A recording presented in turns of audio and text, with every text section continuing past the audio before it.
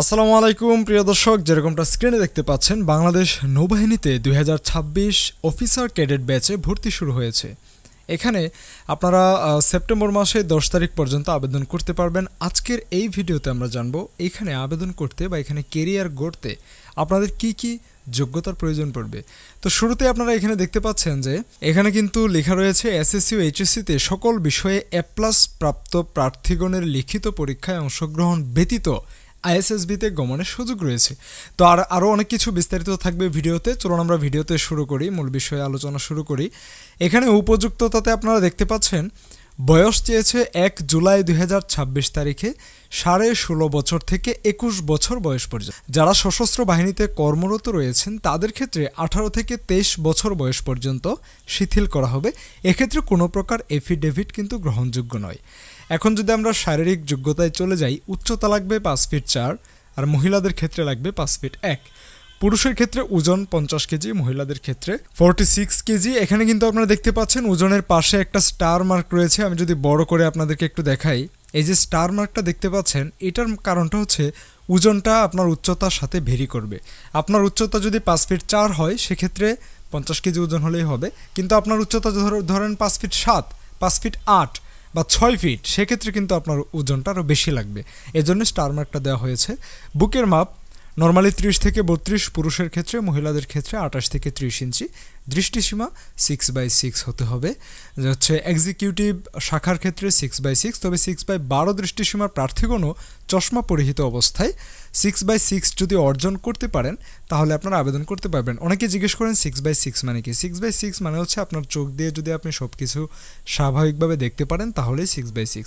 আপনার যদি খুব বেশি সন্দেহ থাকে আপনি সরকারি কোনো চক্ষু হাসপাতাল থেকে আপনার পাওয়ারটা টেস্ট করে নিতে পারেন, সেক্ষেত্রে খুব একটা টাকা খরচ হবে না। শিক্ষাগত যোগ্যতা এখানে হচ্ছে আসল বিষয়। শিক্ষাগত যোগ্যতার ক্ষেত্রে বলা হয়েছে মাধ্যমিক ও উচ্চ মাধ্যমিক সমমান পরীক্ষায় বিজ্ঞান বিভাগে যে কোনো একটিতে ন্যূনতম জিপিএ 5।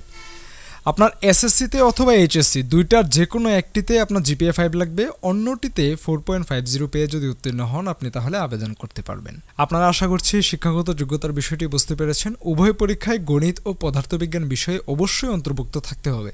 আপনাকে সায়েন্স থেকে তো পাশ করতেই হবে। উভয় পরীক্ষায় আপনাকে হচ্ছে এসএসসি এবং এইচএসসিতে গণিতও থাকতে হবে, পদার্থবিজ্ঞানও থাকতে হবে।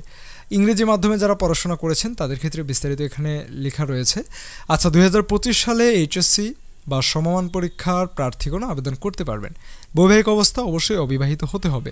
জাতীয়তা শুধুমাত্র বাংলাদেশের নাগরিক, পুরুষ মহিলা উভয়ে আবেদন করতে পারবেন। দ্বৈত নাগরিকত্ব গ্রহণযোগ্য নয়।